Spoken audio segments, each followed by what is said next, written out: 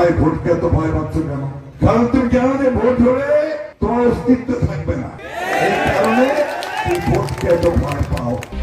জামায়াতে ইসলামী যেটা বলছে ওটাই নাকি করতে হবে, ওটা না করলে নাকি ভোট হবে না। ভাই ভোটকে এত ভয় পাচ্ছ কেন? কারণ তুমি জানো যে ভোট হলে তোমার অস্তিত্বও থাকবে না, আর এই কারণেই তোমরা ভোটকে এত ভয় পাও, নির্বাচনকে এত ভয় পাও।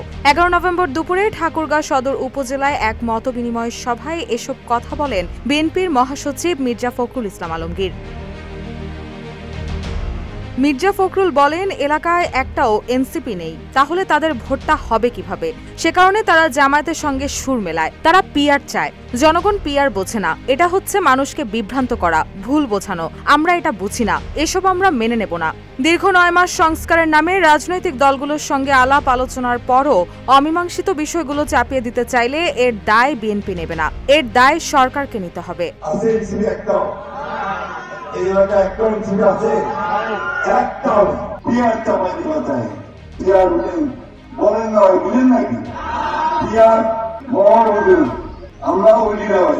আপনি কোনো কিছু যদি গায়েব চলে এই দেশের মানুষকে চাপাই দিতে চান, সব দায় দায়িত্ব আপনার মানুষটা গ্রহণ করবে না। এ সময় মির্জা ফখরুল আরো বলেন, আমাদের দেশনেত্রী বেগম খালেদা জিয়া গত বছর 5 আগস্টের পর বলেছিলেন, আমরা প্রতিশোধের রাজনীতি করতে চাই না। আমিও আমাদের নেত্রীর কথাই বলতে চাই, কোনো প্রতিহিংসার রাজনীতি করব না। আমরা ভালোবাসার রাজনীতি করতে চাই, আওয়ামী লীগের মতো হয়রানিমূলক মামলা করতে চাই না। সদর উপজেলার এই ইউনিয়নে আওয়ামী লীগের বিরুদ্ধে হয়রানিমূলক কোনো মামলা হলে আমরা তা তুলে নেব।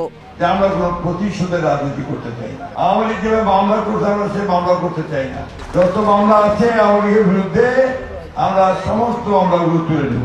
আওয়ামী লীগের ডাকা লকডাউন প্রসঙ্গে শেখ হাসিনার উদ্দেশ্যে তিনি বলেন, আর পাগলামি করবেন না, জনগণের কাছে মাফ চান। এখনো মাফ চাননি। ছোট বাচ্চা ছেলেগুলোকে গুলি করে মেরেছেন, ভারতে গিয়ে এখন আবার হরতাল ঘোষণা করছেন, গাড়ি পোড়াচ্ছেন। দিল্লিতে বসে দেশের সর্বনাশ আর করেন না। এত সাহস থাকলে, জনগণের প্রতি ভালোবাসা থাকলে পালিয়ে আছেন কেন?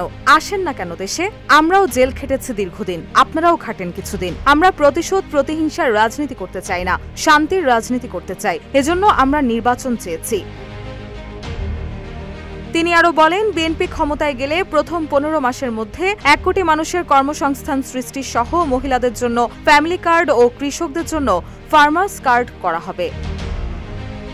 রুশা সুর, নিউজ ডেস্ক, ইত্তেফাক।